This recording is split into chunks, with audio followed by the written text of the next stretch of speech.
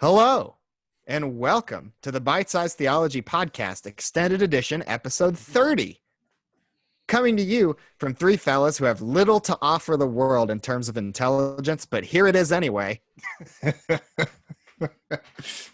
It is Friday, the 22nd of May. I'm your host, Aaron Lively. Joining me this week is Sage Blaylock.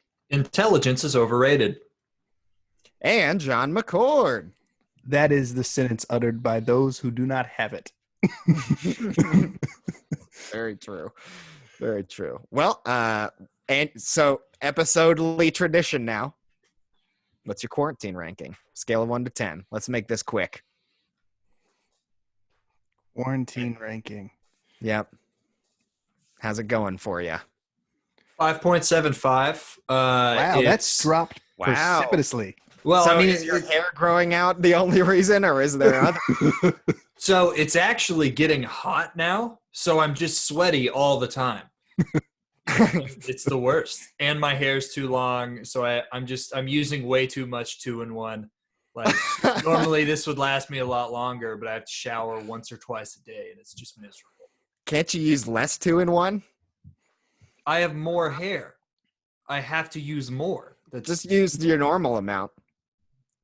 But then my hair would be less clean. If I'm going to use any of it, I might as well get my hair clean. Otherwise, I'm just wasting all of it. Yeah, I'm gonna go a 4, I think, for me. I was doing pretty good, you know. I've got a long Memorial Day weekend coming up. Looking forward to that. But so I was doing good until I noticed that Aaron shaved, and it broke my heart. Don't worry, it'll grow back by the end of this episode. You literally just got done like straight razoring your face, and you already have stubble. It'll magically show back up. Just wait. It's like that scene in Harry Potter. It's where he gets a haircut, and then it where goes Hagrid back. shows up, and you're just like, "There's a beard." You've got a beard, Harry. Does Harry ever have a beard? I can't remember. Haggard, old, like Harry, war-torn. All right, Aaron, what's your ranking? Yep, mine is. I'm gonna go with a 5. 5. Strong. Yeah. There's a lot of uncertainty in that ranking. No, it's going fine. Getting freaking work. Work is crazy. Ready to just listen, man. I need a weekend. This coming weekend, Memorial Day weekend. It's about that time. Speaking of breaks, we're going to be taking one. So if you're listening to this, we will be taking the next couple weeks off to just rest and recuperate. So partially Memorial Day, but we also have been going at it nonstop since January of this year. So a little bit of a break would be rad. It's much needed. Much needed. Yes, absolutely it is. So we'll be back the week of, let me make sure I get it right. The week of June 8th. Or no. Yep, June 8th. That's it. So stay tuned and enjoy some time off. I'm mostly saying that to me and all of you. That's the listeners. Yeah, catch up on some old episodes. That's subscribe to Patreon just for kicks and giggles. Word on the street is we actually have more than 300 of them now, all of these episodes. Yeah. If anything, we're giving you all time to catch up. That's all it is. Yeah. Let's be honest. You didn't really listen to the Haggai episode, and you're being punished for that. That's right. Now you got plenty of time. Enjoy those minor profits. All right. Well, as you know, there are 12 months in a year. We have spent 2 months in quarantine. So that means you guys have spent approximately 17% of your year in quarantine doing nothing. How's that feel? It burns. All right. Yeah. All right. Moving on to our opening segment. First, I would like to. Is it called Other Things That Make You Depressed? Yep. I'm just laying down facts, is all. Just laying down the facts. We talk about Patreon a lot. Last episode, I plugged actually writing a review and giving us a rating on your podcast app of choice. I'm going to lean into that again this week. Please give us a review on the podcast app of your choice if you so choose. And we greatly appreciate that. That just helps with the visibility of the podcast and all of that good stuff. So please drop us a review. Let us know what you think, whether it's positive or negative. All right.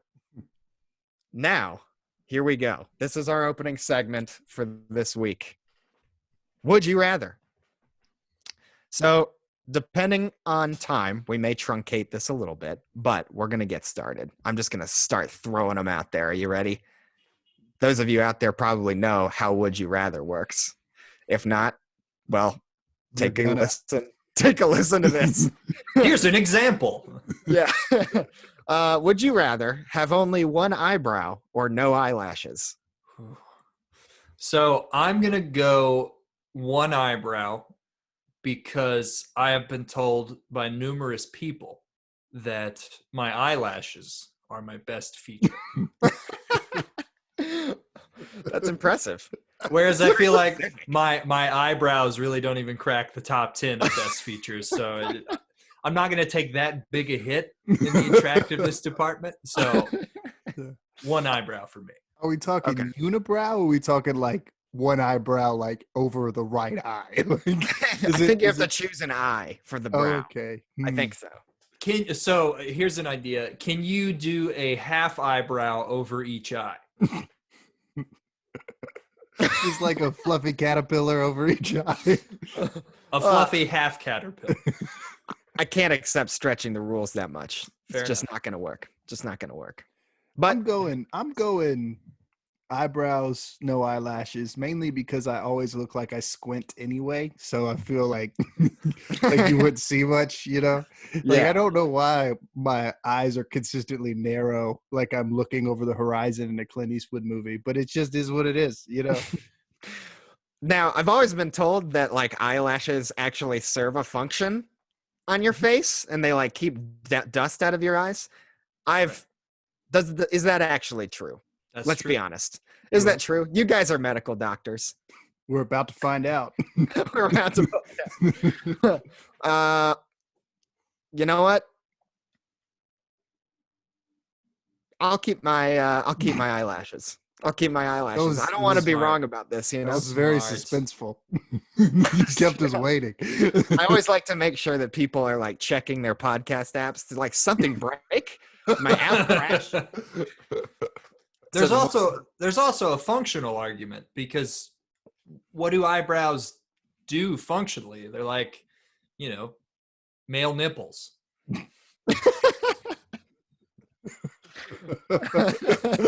All right, we're in the weeds, man. That didn't take a hard. Said you have one angry orchard and then you can't stop. Oh man, I'm pretty far into it though. We are on a roll. It's not the alcohol, it's the sugar. It is. I've got way too much energy right now. And I am going to crash 25 minutes into this thing. I'll tell you that right now. I can't wait. Well, it's all on camera now, so you won't get away with it. Number 2. Would you rather have every movie you watch slowly turn into Shrek? Or have every song you listen to slowly turn into Smash Mouth's All-Star? That's a great question. That's a good question. Hang on. Let's stop for just a second. I have to like pause my smoke detector or else this will be the worst podcast ever. Okay.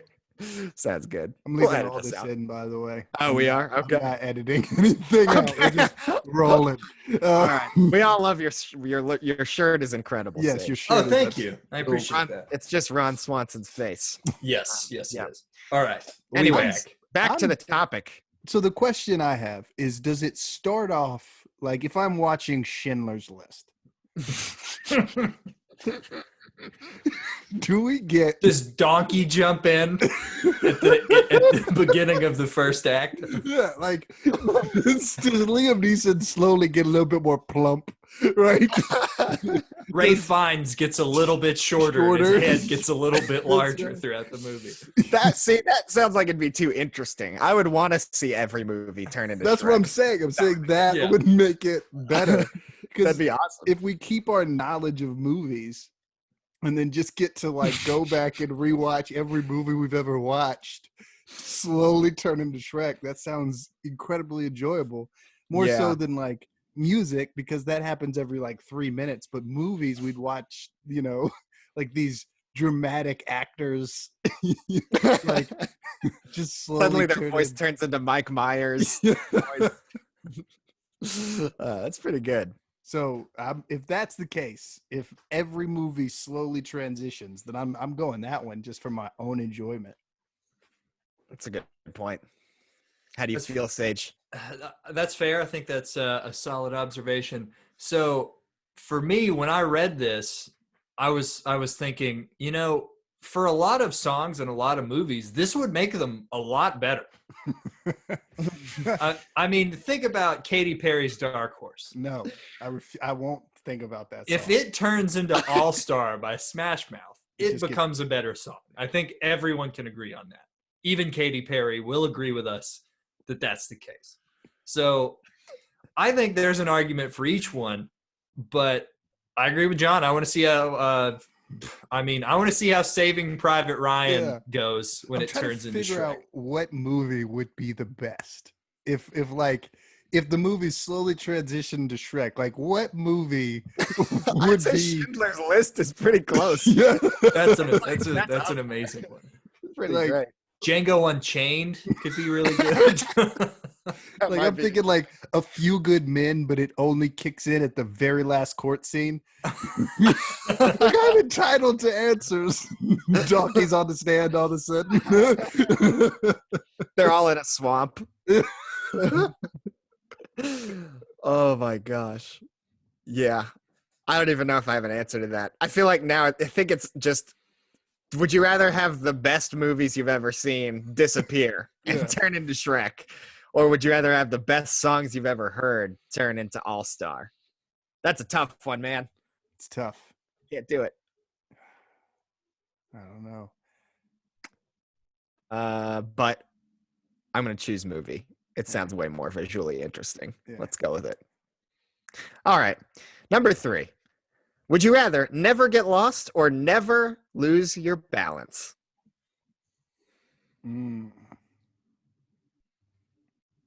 Never get lost or never lose your balance.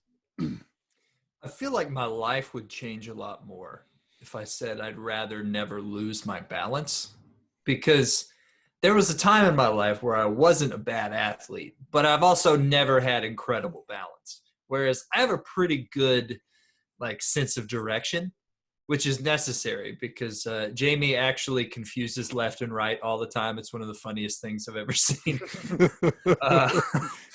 But I'm gonna go never get lost, because being lost is the worst feeling ever.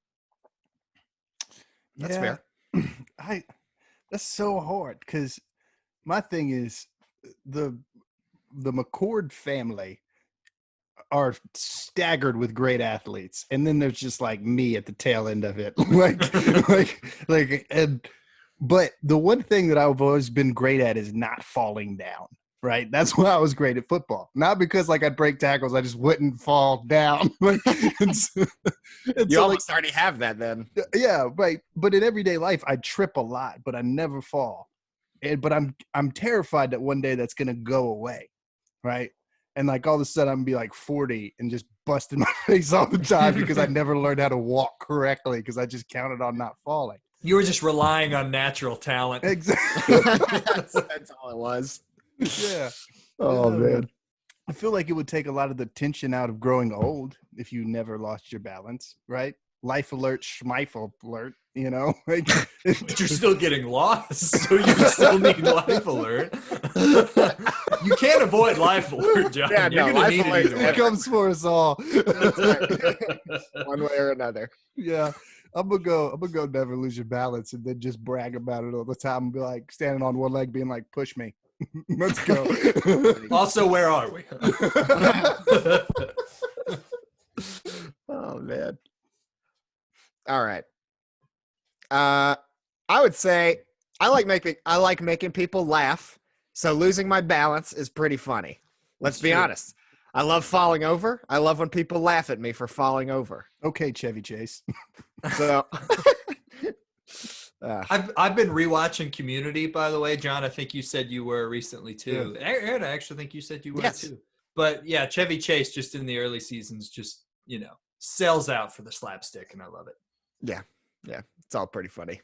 Community, great show. Anyways. All right. Wait, did you even answer this question, Sage? Never get lost? Yes, I would never want to get lost. Okay, gotcha. I can't even remember. That whole question was a blur. All right. Last question. Here we go.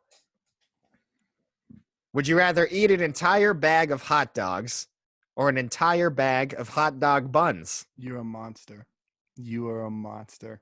Why? Hot dogs are my favorite meal. If I'm going to die tomorrow and you say, John, what do you want to eat? I want hot dogs and boiled peanuts. I want you to just bring all of them to me. That's an interesting choice of final meal. Yeah. But if you separate my two favorite things, like a hot dog's not a hot dog unless it's a hot dog and a hot dog bun. And so it's just a joke. Yeah. You have you have created a scenario where it's like I'm so close to my happiest self, but I never get there. You just can't quite get it. It's like Tantalus. like the prosperity gospel. Yeah. So I don't know. I'm gonna go. Is condiments involved? Can I like eat a whole bag of hot dogs but get to dip it in mustard? I mean, yeah, you can use that or other tools. Like, if you wanted to stick with eating buns, but you wanted to like put like, raspberry jam on those buns or something, I feel like that's pretty reasonable. Okay, I'm going hot dogs then just for the caloric count. Okay. So of all the disagreements that John and I have had on this podcast, which are legion, if you've been keeping up, this is number one. Okay. So all right. I hate hot dogs more than anything else in the entire world. Yeah. However, I'll eat a hot dog bun. Let me just I'm going to Sage's video right now. I'm putting him in the waiting room. So we'll be kicked out shortly. Oh my gosh. So my wife got those Hawaiian like bread brand hot dog buns, and they're great. And I had one without a hot dog. How do you not like hot dogs? Well, so John, I am a person who cares about how things are made, and they are disgusting to me. Jamie and I watch MasterChef. You also watch Game of Thrones, and you didn't care about how that was made either. Yeah, and I have not taken to killing people because I think it's gross, as I think these are gross, so I'm not going to take part in this. But I watched them grind up different meats from different animals and put them into, a plastic container that now makes them a hot dog. So Waste it's just not, want not. What else are you going to do with it, Sage? That's right. They have found how to take what's left over and make it the greatest meal. We respect the animal. We use every single part. So first of all, we have garbage disposals for a reason. Sewer rats need something to eat. We don't need to eat sewer rat food. You're such an elitist. Have you seen a sewer rat eat a hot dog before? No. Yes. I've seen a mouse eat a pizza.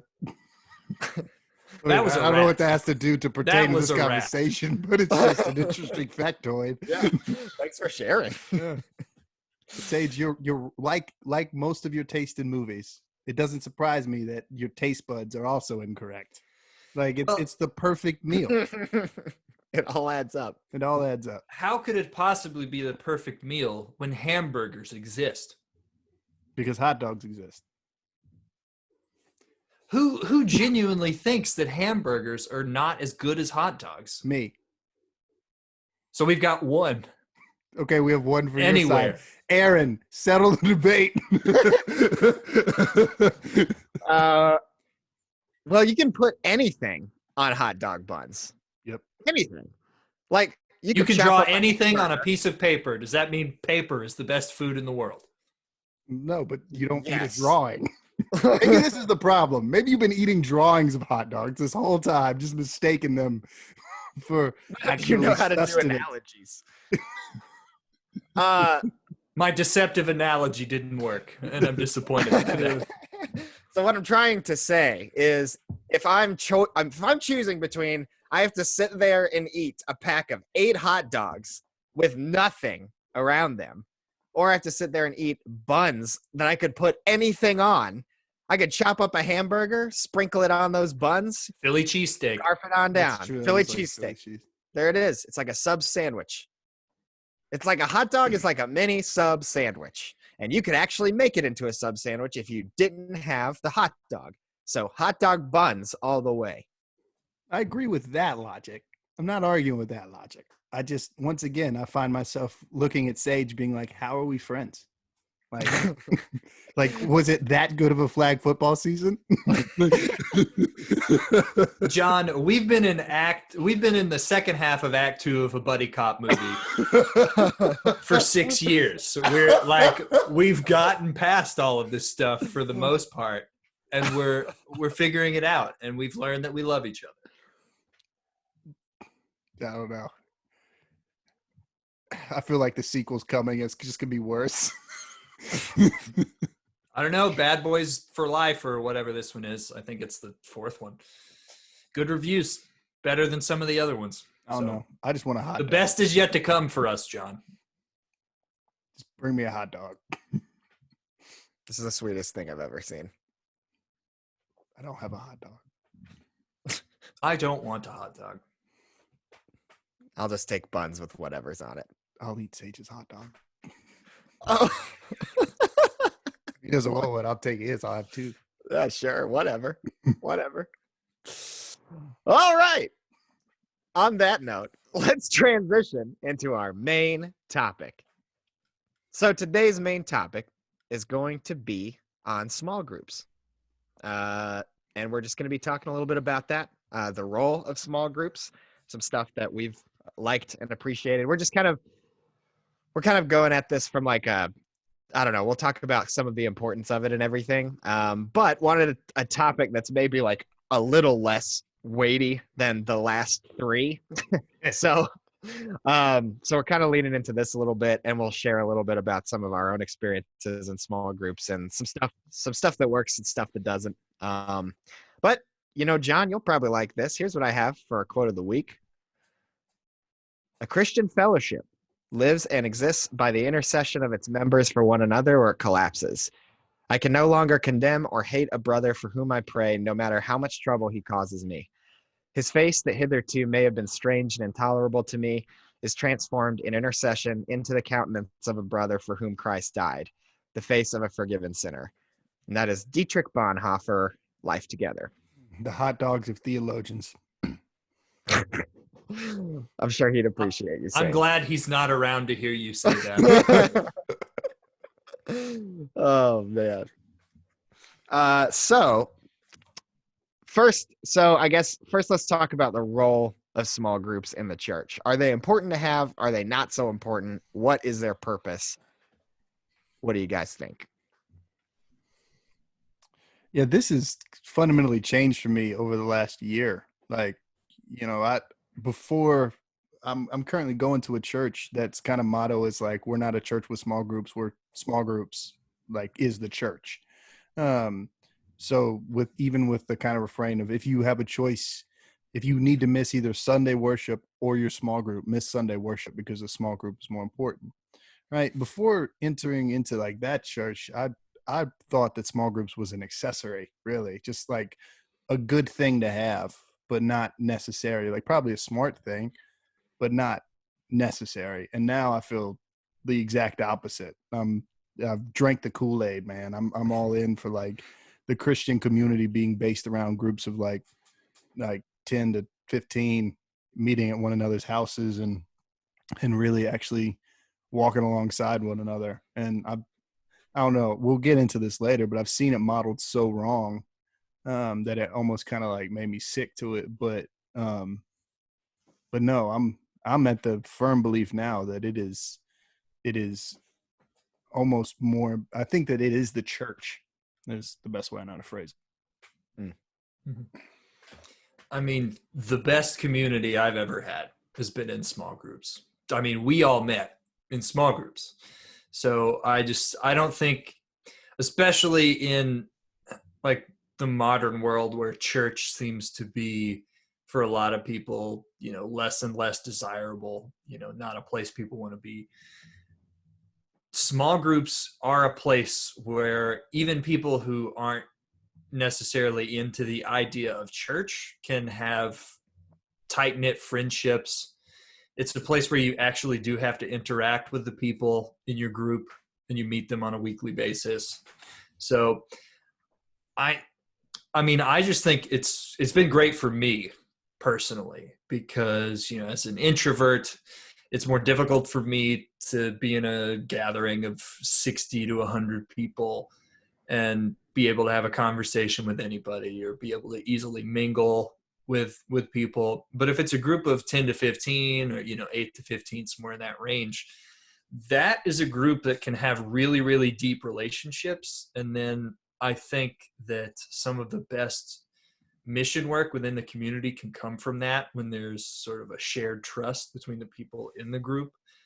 I mean, I think this is an incredibly important thing for churches to look at going into the future. And I do think there is a wave of people realizing how important the small groups are. Mainly, I think the number one thing is discipleship. So you can have a pastor at a church, with 250 people or something like that, and it's difficult for them to be able to disciple each and every person in that church. And I mean, the same goes for, a church of 50 or 60. But with small groups, with discipleship groups, community groups, whatever you call them, there's this opportunity for sort of a community uplift within this small group, where there can be greater accountability than there can, I think, in a much larger church. Yeah. I think I've been a part of the problem on this too, but I think that it's really easy. Well, it's easy to walk into a church service and not approach or talk to anyone, or be approached or be talked to by anyone. Good luck doing that with 10 people in the room. That's exactly right. Yeah, I mean, it's so easy to get lost in a big crowd and then watch a show and then go home. But going to church, I mean, it involves, the true actual transformation and growth that happens within a church is the community. So, I mean, if you aren't having meaningful conversations where you can kind of get to know people, and where other people can kind of know you in the worship service itself, then you need another outlet for it. And a lot of times small groups fill that role. And yeah, I mean, there's value. That's not to say there's no value, obviously, in corporate worship. That's a beautiful thing in and of itself. But then you've got the real transformation and love, and really just learning what it actually is like to love your neighbor and to actually be involved in people's lives. All of that stuff happens within a small group context, or within actual interpersonal relationships. So I don't know. I feel like I think I see what you're coming from, John, and sort of the mantra of the church you're a part of and everything is, small groups with the church. I feel like that makes a lot of sense. You mentioned there was a shift between you kind of viewing it in the opposite direction and the way you view it now. Do you know what brought that shift on? I mean, I think it was literally just experience, actually going in and experiencing the way that this church does things, and honestly, in my opinion, the way it should be. The church that I go to now has based everything on scripture, right, and has based everything on really trying to foster genuine community and trying to bear one another's burdens. And they, just to throw a shout out to the guy, Larry Osbourne is the author of a book called Sticky Church. A great author, a pastor out in California, and his small group model is kind of the cream of the crop, and that is what the church I go to builds their model off of. But it's just crazy how, if you just once a week start meeting with people and really start living life with people, then in in and go in those conversations trying to honor Christ, and trying to learn more about God and learn more about each other and help and be friends. It's crazy how much life change comes with that. Like, this year has been a tremendous growth year for me, spiritually, emotionally, just a lot of healing. And that is in no small part because you go to this thing week after week, and somebody in the corner who just throws out something that they're going through, or throws out one line, or throws out just like, hey, I've been thinking about this, and it just like cuts you to the heart. You're just like, and that's in the best way. And so I think that when people get together and try to follow Christ together, it's funny how much growth happens, because everybody has different perspectives and everybody's different people, and they help one another along, even without realizing it. And so that's experience.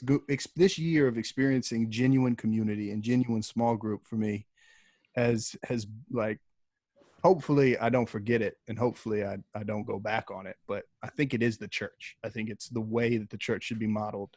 So. Mm-hmm. Yeah, and I think that gets to the question of what the purpose of small groups is discipleship.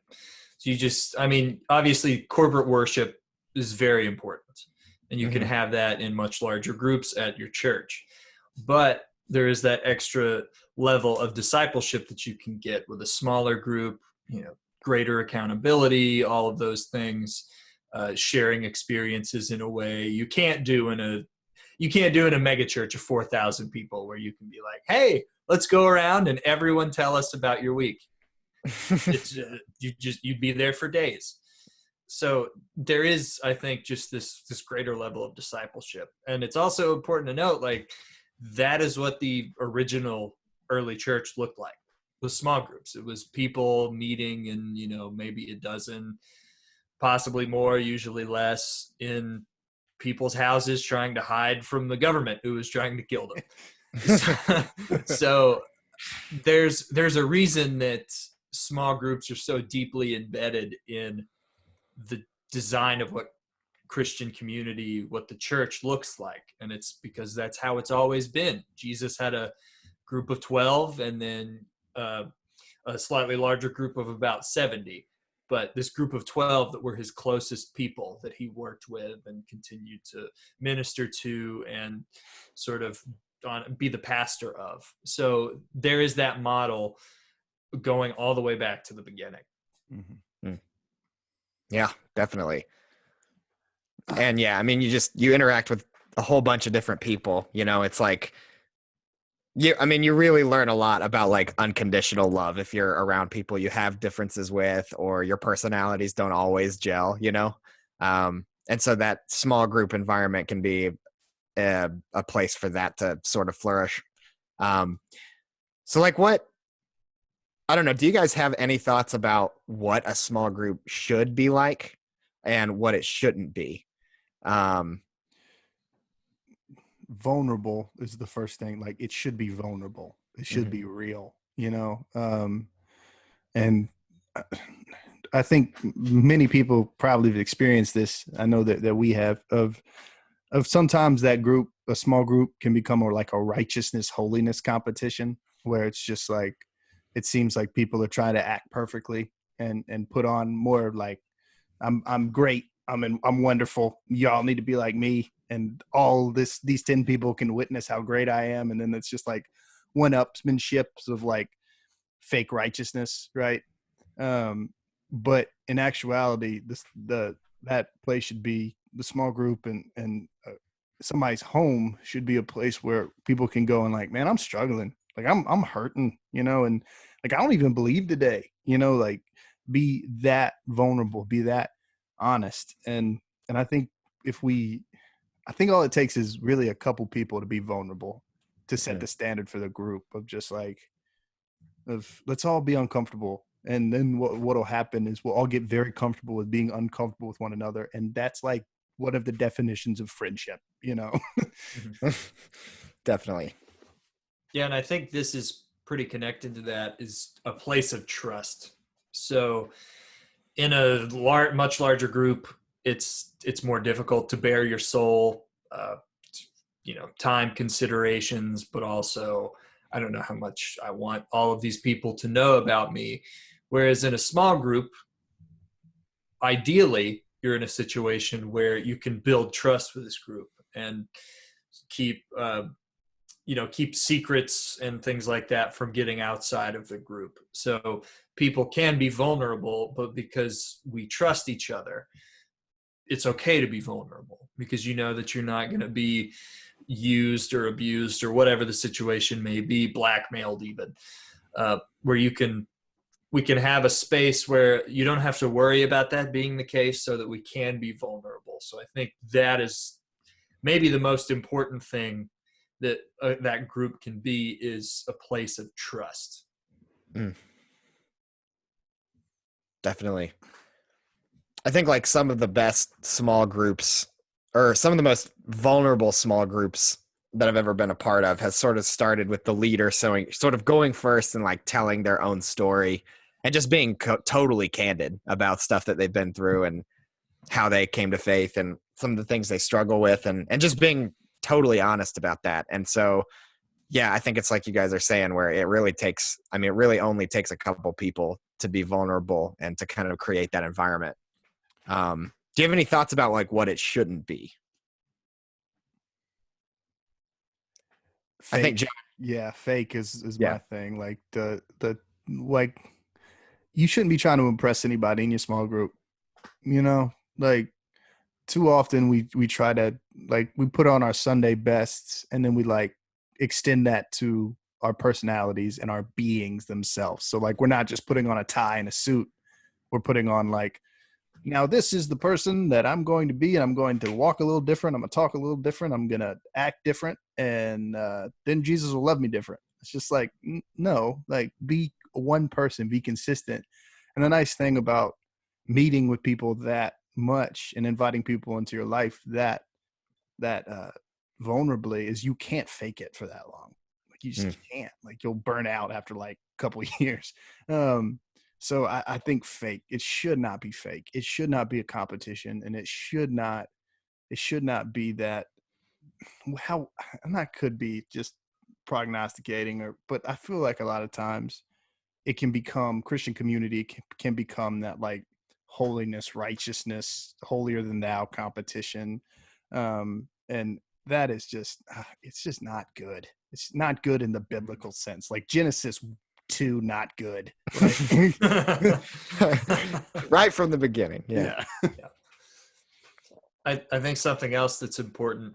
So it can't be your entire faith, because I think this has been a problem for me before, and I would imagine other people as well, where you feel like because you're in a small group and you're sharing and you're being open and vulnerable in a small group, you've basically done your Christian deed for the week. So you don't need to love your neighbor as much. You don't need to go out of your way to bring the gospel to anyone. You don't need to model Jesus' love to people, because, and this can be big things. This can be, you feel like God wants you to be a missionary, but you're like, well, I mean, I'm doing this thing. I'm in a small group. That's got to mean something. So if it becomes the ultimate work, where that's the thing that makes God love you, where that's the thing that makes you a good Christian, and it doesn't have to expand beyond the small group, then that's a total waste of time. That's a total waste of your spiritual time and the people who you are in the group with, their time. Because the whole point of discipleship is not to put you in a monastery somewhere to train you, to tell you not to, to have a vow of silence for 15 years or whatever. The point of discipleship is to train people to be able to love the world and to bring the gospel of Jesus to the world. So that's what a small group has to be. A small group is a training ground. It's not just the place. It's not the watering hole. It's not just the place where you go to dish with your friends. It's the place where you all go to grow in community so that you can change the world for Jesus so that you can bring the message of Jesus to the lost. Mm. One thing that's interesting within this is like, it is so much easier to invite people to dinner than it is to a church service, right? Way And like, easier. Yeah. yeah, and that's I think what small groups like allow, where it's more personal, it's more intimate, and like, man, all throughout the gospel, Jesus is going from table to table, like the whole. And when we go sit in a church service, and again, like, this is not saying church services are bad by any, like, what do you create? Like, of course they're wonderful. It's corporate worship, it's worship. But like, when you go to Sunday worship, when's the last time you sat at a table, like in Sunday worship? And like, Jesus models all throughout his ministry of just inviting people and going from table to table. And so I think like small groups and that kind of more intimate meeting models that table like invitation that Jesus is constantly modeling throughout his entire ministry. And I don't know, the churchgoers are going to be way more comfortable saying, "Hey, you want to come to dinner?" than, inviting somebody to a corporate worship gathering. And dinner is way more meaningful. It's just way, like, I don't care how good your pastor is. Like, if you invite somebody into your life and bear one another's burdens and become friends and walk with one another, then, oh man, we're starting to sound like what Jesus said the church should be, right? So yeah, it's like church sermons can be like lectures sometime. And if you invite a friend to come to your class to hear your professor lecture, they're very likely to say no. Yeah. But if you invite them to come to your home to have a dinner, people love food. People love sharing time with each other. Yeah.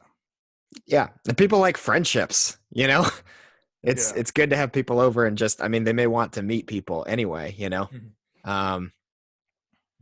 Yeah, I don't know. For me, it's like with a small group, what I don't think it should be is just one person. I mean, everybody's there, but one person is sitting there trying to teach everybody else, Yeah. I think it's super important to engage in discussion and ask good questions and make sure that people are included, that everyone's contributing, because everyone does have a perspective to bring to the table that one person is not able to offer. Right. That can be so hard, like, it can be hard to communicate, and it can be hard to try to get everybody on the same page but you're so right. Like, it can't be 10 people listening to one person. Like, it can't be that. It's got to be, if you want genuine community, like, and not in just the Christianese word, like, but actually like the modeled by the Godhead reason why God wants us to intercessory prayer community, then it's everyone discussing with one another and everybody sharing their stories and what God has done for them. And you're so right, but it so quickly turns into like it turns into like a mini lecture series. Like, this, such a good example, Sage. No one's excited by lectures. Let's just be real. That's totally fair.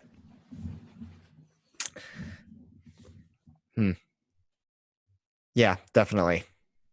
So I don't know, what are some of your all's small group experiences, stuff that you like and stuff that you don't like? But actually, I think first, before we get into that, I kind of want to ask, like, if you're in a small group and you feel like there isn't like this level of vulnerability that we're talking about, or you're leading a small group and you don't feel like it's gelling, like, what would you guys say to someone who's kind of in that situation, who, I don't know, who wants, I mean, you want to bring people closer together. What would you suggest?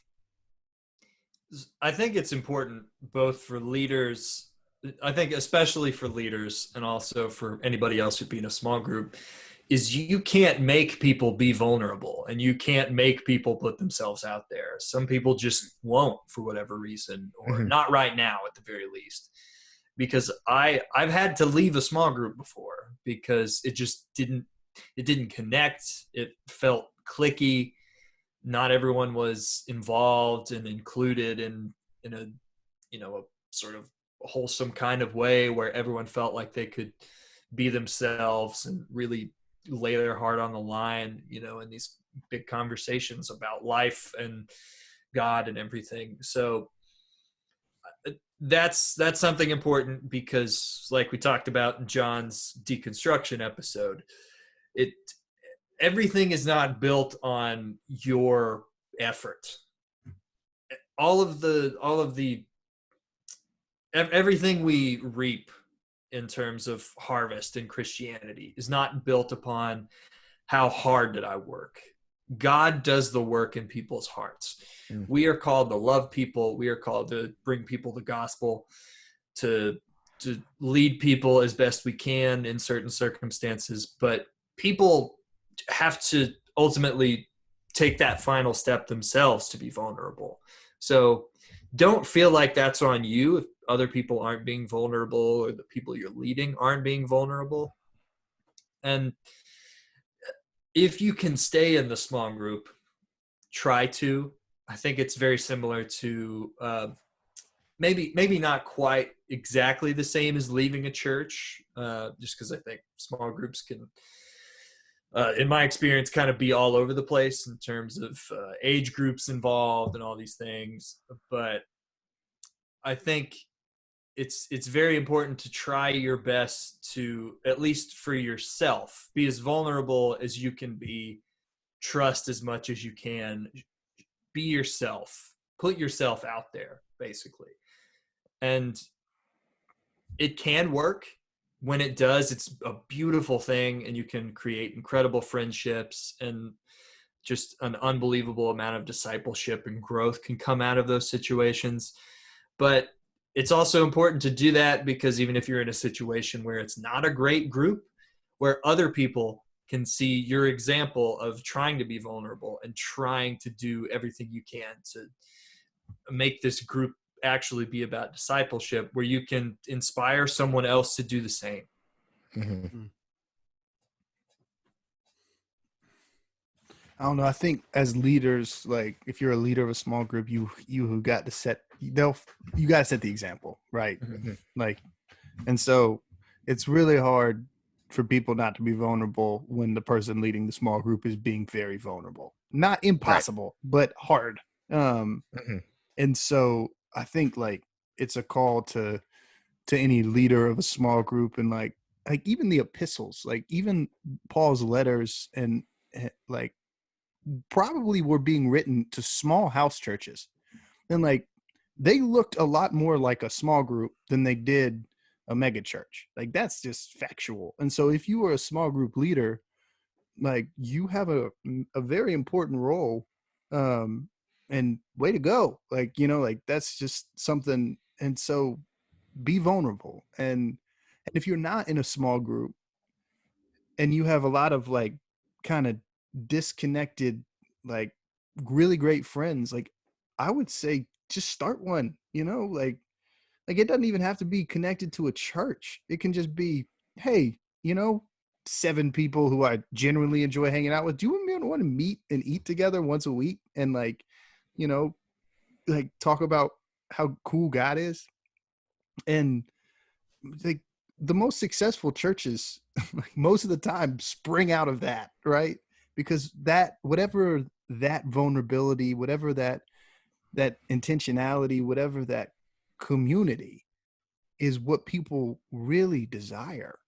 And what is really hard, like you can't just go in and build a fake one.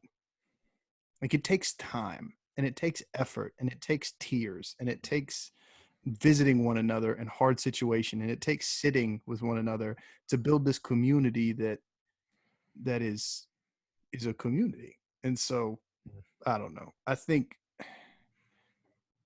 if you are in a small group that's unhealthy, it can be one of the most damaging things, because in the same way, if you're in a great small group, it can be one of the best things. It's way more power than we give it. Yeah, definitely. Yeah, That makes a lot of sense. So, so then I guess transitioning a little bit then, what are some of the things that have stood out to you about being involved in small groups? What are some of the things that have meant the most to you? What are some of the things that have challenged you? And what are some of the things that maybe just didn't sit right with you about small groups that you've been a part of in the past? So I think generally for me, and I already said this, but all of us met through small groups in some way. Aaron and I were in a small group freshman year at ETSU, and that was an amazing small group. Those were incredible people that we had, Mm-hmm. and I mean, lifelong friends out of that group. People I still talk to, including Aaron. Yeah. So just some incredible things, and then of course I'm trying to put together a 4-on-4 flag football team, and I'm like, hey Aaron, you want to play? He's like, I hate football, but I know someone who doesn't hate football. And it was John, and then that's how John and I met, of course. Yeah. And then we were in a small group together, and that's when we actually became really, really, really great friends, was in that small group. Also playing a lot of Madden and NBA 2K, but that's where the friendship started, was inside the small group. So I just feel like almost all of the best friendships in my life were forged in small groups, and that's a big thing for me. I don't know how easily I make friends anymore. I feel like in high school it was very easy, but now as an adult, it's, I don't know. It's just not the same, really. But small groups is where I've made some of my best friends. I do actually have a negative story from a small group. Most of my experiences have been very good. But I was in a small group. I'm not going to say when or where. Well, it has to have been in college, as you'll learn from the story. So I guess I can't leave that part out. Sorry, college. So I was what's called an honors in discipline student in college. So this means I had to take like 4 honors classes in my field, and then they pay for me to go to school. So that was pretty cool. So in my group, there were a few people who were honors students who were talking about how they're honors students because it's cool, it's so great. So I was like, I'm actually an honors student too, trying to connect with them because I'm in a group. So this time I don't have a bunch of people that I know outside of the group. So I'm trying to find anything I can latch onto to create relationships with the people around me. And they start questioning me about it because I guess intuitively they don't believe me. And then You? Yeah, like, no way. Okay, sure. But I find out that there is a distinction between an honors and discipline student who takes 4 honors classes and an honors student who takes, I guess, all honors classes. So throughout this conversation, I'm just made to feel like, oh, well, I'm less than these people. But also, like, in that conversation, of course, I check out like halfway through. I'm like, oh, okay, this is what this is. So, and of all the small groups I've ever been in, shocker, that's the one I had the fewest relationships in. Was like this sort of, to me, felt judgmental, but also just this drawing of distinctions and status in just a way that I think was unhealthy. Certainly unhealthy towards me. I didn't become friends with any of those people, and not that I harbor any ill will towards them, but I'm probably not going to be friends with them. It's if we're being real. So small groups can be rough sometimes, as any friendship can be toxic, as any relationship can be toxic. Anything with close proximity to other people can be messy sometimes. Shocker. So never heard of it. Yeah, I mean, I think for me, I had a negative experience with specifically like gossip, and I mean, I brought it on myself. I can't it's not, it's not like I was a great, living a godly life or whatever, and like doing, I'm not proud, but like at the same time, what you experience sometimes is again that righteousness, holiness competition, and especially when gossip hits a system where so small groups are set up to be really great at like a conduit of love. And I know that sounds like a cheesy like We Are the World song, but it it can be so effective and efficient in loving those around you and truly loving your neighbors. But when gossip or hate hits that, and the same apparatus used for loving one another hits like that gossip cycle and that hatred cycle, like it spreads fast and it hurts, and so I think that is almost a call for anybody in that small group setting, anybody who's in a Bible study or anything, to like shut that down fast, man. Like if there is any sort of like gossiping heart or spirit of ill will, like stop it. Don't participate and like rebuke it, because it can be so damaging, and it might seem so small, but like Goliath was killed by a pebble, right? Like, I mean, it's the small things that make a big difference. But at the same time, like now this past year of being in genuine community with people and seeing how much it heals and how much it matters. It just matters. Like, because it's so you feel heard, you feel cared about, you feel loved, and then also it gives you an ability to love and care about and hear other people, which is massive. And so like you all learn together, and that's wonderful, and you all become like better followers of Christ, which is obviously the goal. um but you enter into real Christian community, which is like a little taste of the garden, right? It's like a little taste of heaven, of like what it's going to be like when we can all be around one another and we can all be around God and not feel distant, you know? And I think it's so beautiful, and it's so hard to get to that point, but it's worth it. Yeah. Yeah, it's beautiful. I mean, you can't keep your faith to yourself and like have your own like personal little box and stuff like that. Like I'll go read my Bible and pray and that's all I can do, you know? Like when you're in a small group, you have to invest in other people and you get a chance to hear other people's perspectives. For me, I don't think I've ever had like a terrible like small group experience. I don't know that I've had one that's been super negative or anything. I've just had some that are like more effective and more vulnerable than others. So like I'd say like some of the least effective ones I've been a part of have involved like, you know, we're going to watch this video and then sort of regurgitate point by point everything the person on the video talked about. And it's just like, I mean, I'm not getting to know anybody because of this. And we're not really hanging out and growing closer and stuff. It's mostly just, it's sort of what we were talking about, where it's really only focused on one person's teaching. So that part is tough. And it's harder to get vulnerability going with that.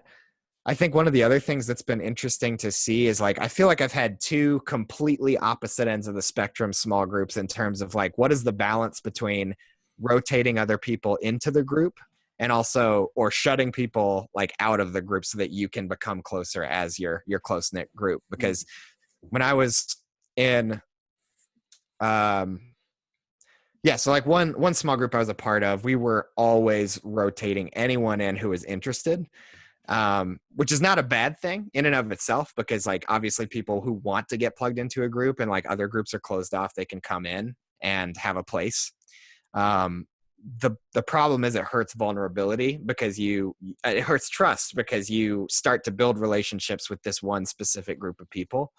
And then like the church, like constantly rotating people in, it can kind of throw that off a little bit. So I've been in that, and it's kind of like one of those things where it's like we aren't quite meshing as well as we would be if we were kind of just like a group that was continuously meeting, and this was like, okay, well, here's our group, and you know, we'll put together another group if other people are interested in stuff, you know.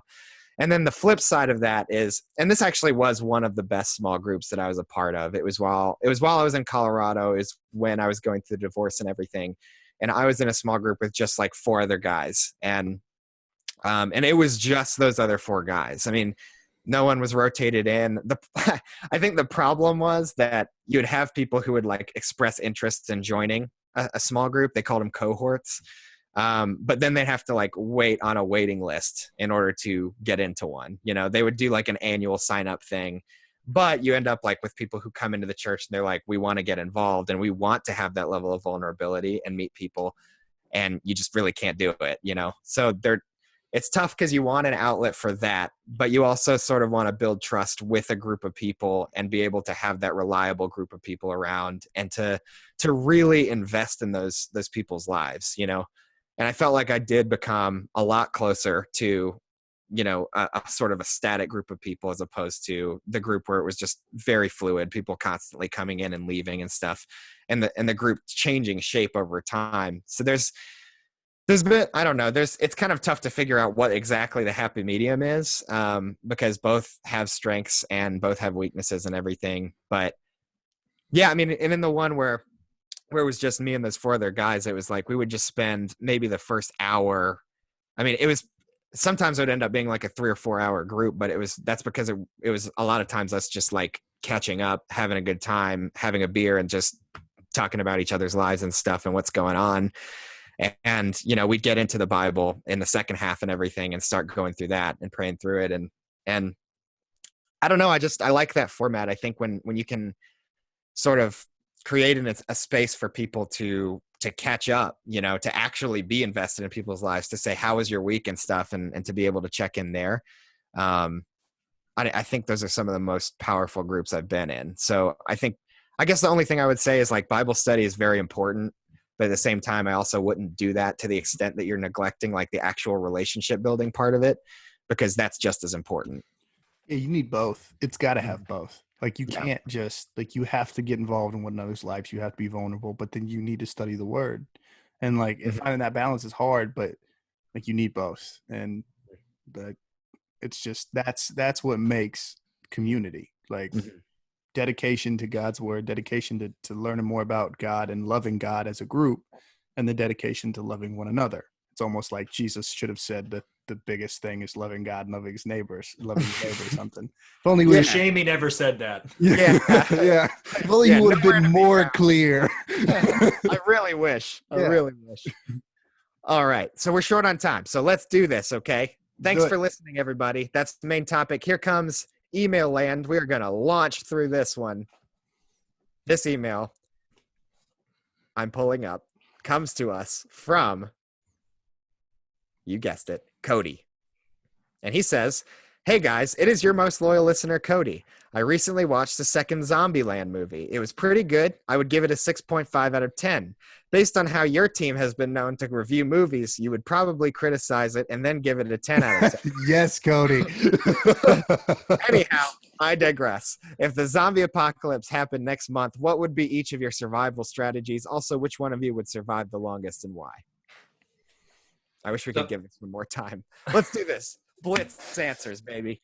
So I have had a plan for quite a long time. So as a senior, right after my senior year of high school, I worked for a certain construction company that I am connected to in a certain way, where I drove what's called a 6-wheeler. So this is a giant dump truck with 6 wheels that are probably like 10 feet tall. So my plan is to go back home to Sevier County or a county or thereabouts, to grab one of these under cover of night, steal a whole bunch of gas for them. Then I'm going to drive to Pilot Mountain. So Pilot Mountain is in North Carolina. It's basically a giant plateau. So what I'm going to do is take Jamie, and you all are also invited. I'll be driving past, so your call. But from my home, my original homeland, to Pilot Mountain, I will be picking up an incredible amount of food that will last a long time. So tons of Twinkies. It's going to be really healthy. And canned green beans, of course. And I am going to drive to Pilot Mountain. I'm going to stock up along the way. I'm going to be able to drive over any car that I run into contact with. I'm going to go up there, and Jamie and I and whoever else comes with us are going to have a wonderful, beautiful life. See, I'm throwing my hat in the ring for lasting the longest, just based off of the belief in the Second Amendment. All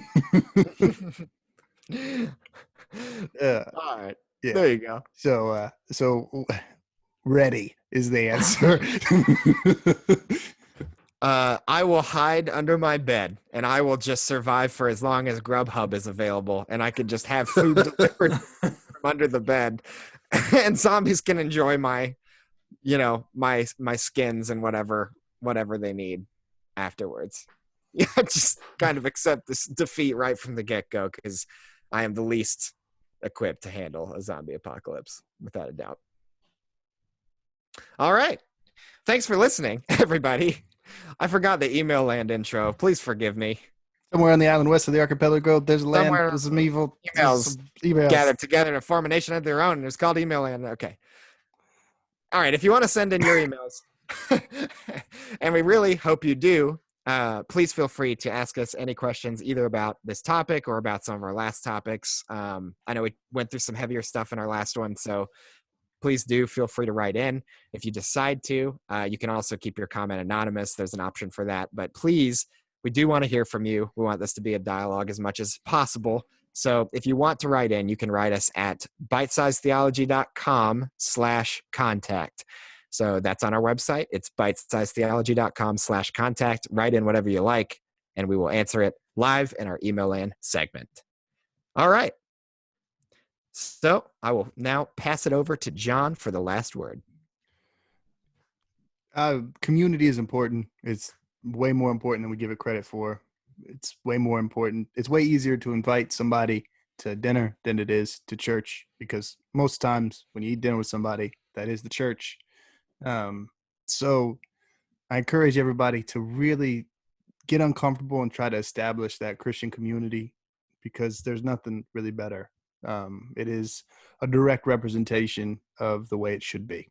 So, yeah. And then love God and love your neighbor, right? If only that was written down somewhere and told it was important.